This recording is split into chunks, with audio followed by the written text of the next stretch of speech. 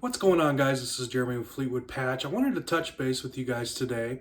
I did a video a while back, and it was probably the very first video I ever did, and it was about growing your own mung bean sprouts in a mason jar, which is so easy to do. Now, it's been so long since I did that, I just realized I never did a follow-up on this. So today we are in the kitchen. We're going to start to make one of my favorite dishes, which is egg foo young. The mung bean sprouts are perfect for something like this. So today we're going to show you how to make that. It's something that is pretty much straight from the garden. There's different variations on it. People do chicken egg foo young, beef egg foo young. To be honest, guys, we just like it with the veggies. I mean, that is more than fulfilling for us. So we're going to get to it today, and let me show you the ingredients. Here's what we're going to need today. So we're going to need one medium-sized onion, a bunch of green onions. Here is our mung bean sprouts that we have been growing in the mason jar. Again, we've just been adding water to it once or twice a day, draining it out, and this is what we got from it. And you're going to need, I'd say, 5 to 6 eggs, a little bit of soy sauce, some chicken broth, some cornstarch, and that's to thicken up our gravy. And lastly, get some rice. Now, I prefer basmati just because I like the texture of it, but you can use whatever rice you want. All these together will make a really, really good dinner. Let me show you how we do it. So basmati is just one of those rices. I just tend to like the texture better than most other rices. It kind of reminds me more of a pasta, almost like a couscous in a way. But I really enjoy it. That's a great way to get me to eat rice because normally I don't. Give you an idea, a little trick that I do here is you're supposed to do 1 part rice, 2 parts water. I do 1 part chicken broth and 1 part water. And what that does is it lets it soak up in there and you really get that nice chicken flavor, which is definitely what you want for a meal like this. And that's always the first thing that I start off. And then from there, go ahead and chop up your onion. I have my handy dandy little dicer in the background there. Again, guys, if you do not have one, I highly recommend getting one. They're fairly inexpensive, and you will use them a lot if you're doing a lot of home cooking. Little slam there. And next, go ahead and get your green onions. Just throw away the ends there and then chop them up. And guys, I want to tell you a little trick that I do. I'll hold it up here in just a second, but the ends of those onions, guess what? Put them in a little glass of water and you're going to have onions regrow on you.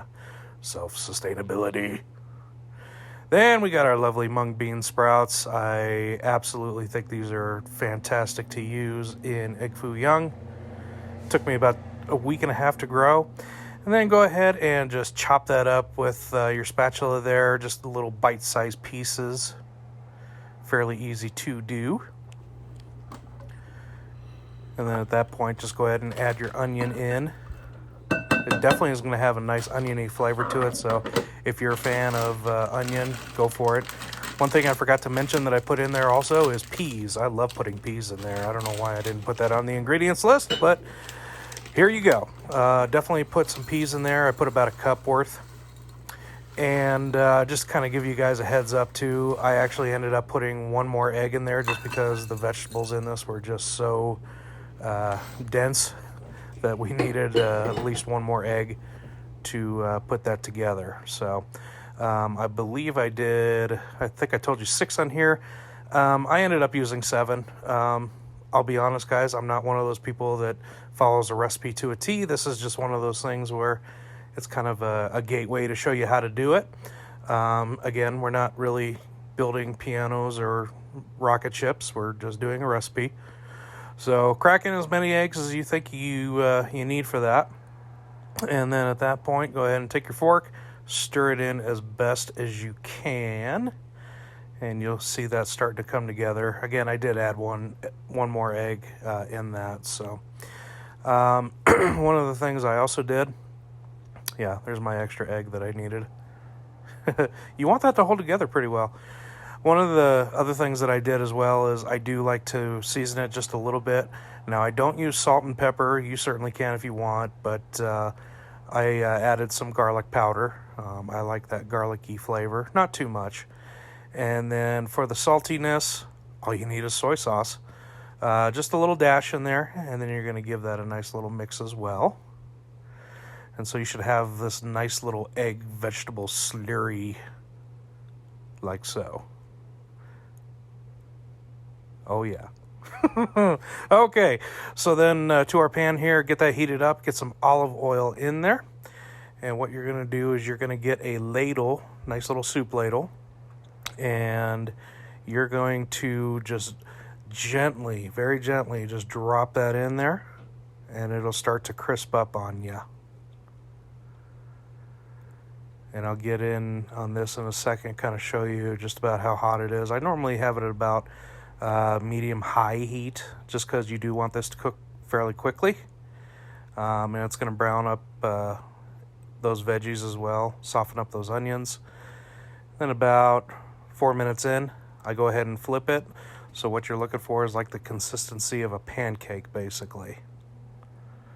Nice and crispy, and those vegetables are nice and cooked. Be careful not to overcook this. And what I'm doing here is I am doing the gravy. So what I did was just add in some chicken broth. And that says chicken broth, but what it actually is bone broth. I like to add that to it too, just because it's a nice little health benefit to it as well. And it kind of helps out the flavor, I think, as well. Kind of makes it a little more dense and a little more rich to it, which is what we want out of that gravy. And we're going to add a little bit of soy sauce to that as well. Again, you don't really need salt when you got your soy sauce there. And just kind of mix everything in nice and neat. And you'll see here in a second, this was a little too much, too wide of a pan, so I switched it over to a little pan. And then from there, you're going to go ahead and do a little cornstarch slurry. That's what's going to thicken up that gravy nice for you. And yeah, I did spill that. I know. Can't take me anywhere. And once that starts boiling up, it's going to start to thicken up, very thick. Go ahead and add all of it in there. And with a whisk, just kind of whisk that through, just like when you make any type of gravy. The nice thing about cornstarch is if you have any gluten allergies, you don't have to worry about using flour. So you can see it here starting to get nice and boiled up. So to get this dished up, go ahead and get your rice down there first. Again, I'm usually not a rice fan, but I will gobble it up, especially with that gravy, because, hey, gravy. And go ahead and get a pancake on there. And again, you're going to ladle up that nice, rich gravy, piping hot. And you're just going to spoon that right over top of that. Oh, I love this.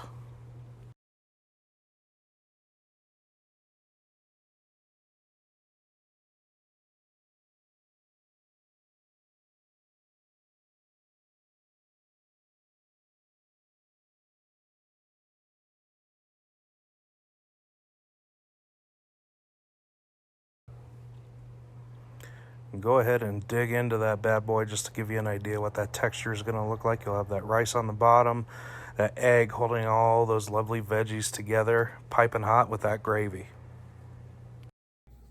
I gotta get in on this.